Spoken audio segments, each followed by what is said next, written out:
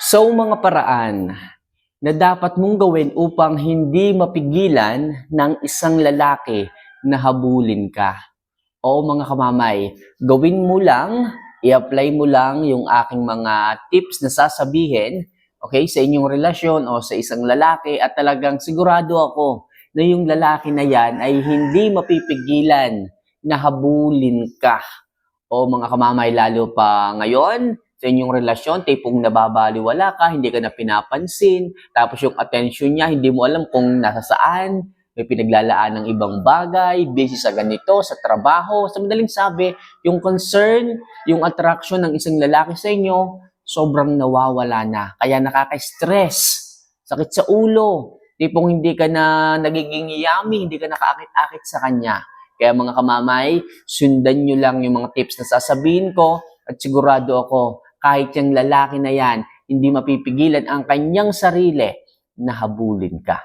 So mga kamamay, lagi ko sinasabi at hinihiling sa inyo if ever na nagugustuhan nyo po yung ganitong klase ng love advice, ganitong klase ng mga video na ginagawa ko, huwag nyo naman po sanang kalimutan na mag-subscribe, mag-like, at syempre mag-comment din dyan sa ibaba. Right, so kung nagawa nyo na po yan, maraming salamat at simulan na po natin ang ating topic ngayong umaga na to. So ano nga ba yung mga paraan na kailangan nyo pong gawin upang hindi po mapigilan ng isang lalaki ang habulin ka?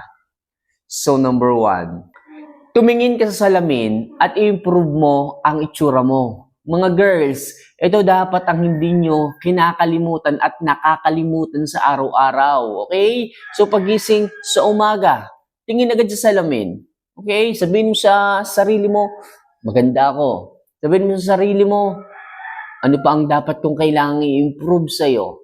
Okay? Yung tipong nag-aayos ka lang, ayusin mo ang buhok mo, magsuklay ka sa umaga, maghilamos ka ng maayos, papanatili mong makinis ang mukha mo. So, okay na po yan mga kamamay, i-improve nyo palagi.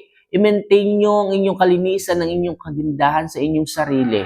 Yan po ang unang-unang napapansin ng isang lalaki. At syempre, huwag kayong makukontento kung nakikita nyo sa sarili ninyo, tumataba na kayo.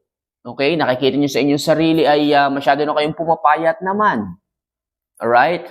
So, i-improve nyo sarili nyo araw-araw. Kung kinakailangan mag-workout ay mag-exercise, gawin nyo po. Kung kinakailangan dyan sa kwarto, okay, basta po magkaroon kayo ng workout activities, makakatulong na po yan sa inyong sarili.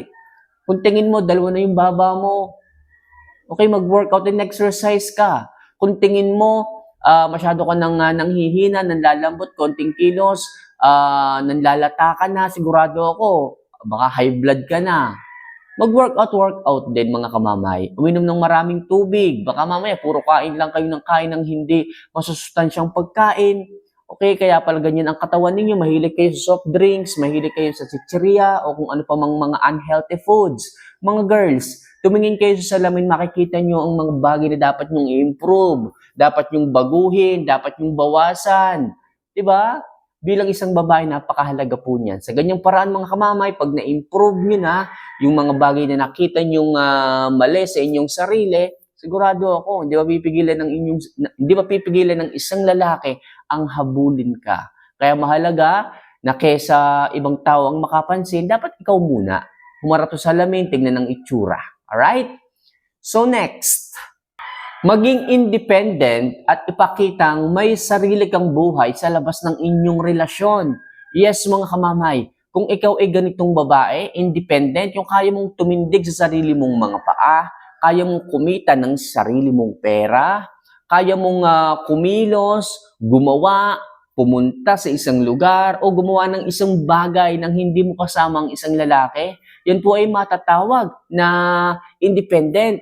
Yung iba kasing mga babae dyan, nagkaasawa, nagkajowa, hindi na makagawa ng isang bagay nang hindi kasama ang lalaki.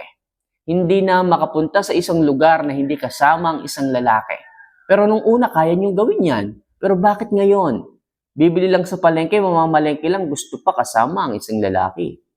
Mga girls, dapat kayo ay maging independent sa inyong sarili. Yung tipong nakikita ng isang lalaki na kaya niyong gawin ng isang bagay, na kaya niyong pumunta sa isang lugar, na kaya mong humarap sa mga tao nang kayo lang at hindi kasama sila. Okay? Dagdag ganda po yan pagdating sa isang lalaki.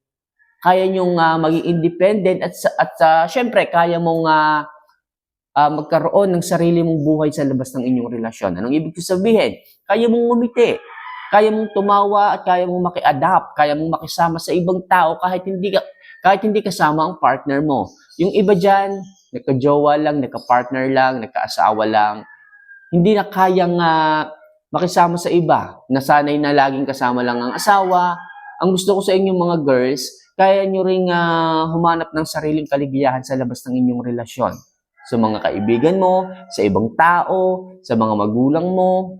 Hindi yung kinakalimutan nyo na sila dahil may asawa na kayo, dahil lagi kayong nakadepende sa inyong mga partner, nakadepende ang inyong kasiyahan, ang inyong moods. Paano pag nag-away kayo? Paano kung magkatampuhan kayo? Di isang linggo kang ganyan, mag-isa kang nagmumukmuk, pero kung meron kang buhay sa labas ng inyong relasyon, kahit mag-away kayo, okay, dahil meron ka ding self-confidence, kaya mong lumabas, kaya mong makimingle, kaya mong itago ang iyong nararamdaman, at syempre, kaya mong u-turn yung sakit papunta sa saya. Diba? Madaling mag-heal, madaling mag-move on kung may nakikita kang mga tao na handang tumulong sa iyo para maging masaya ka, hindi yung mag-isa ka lang.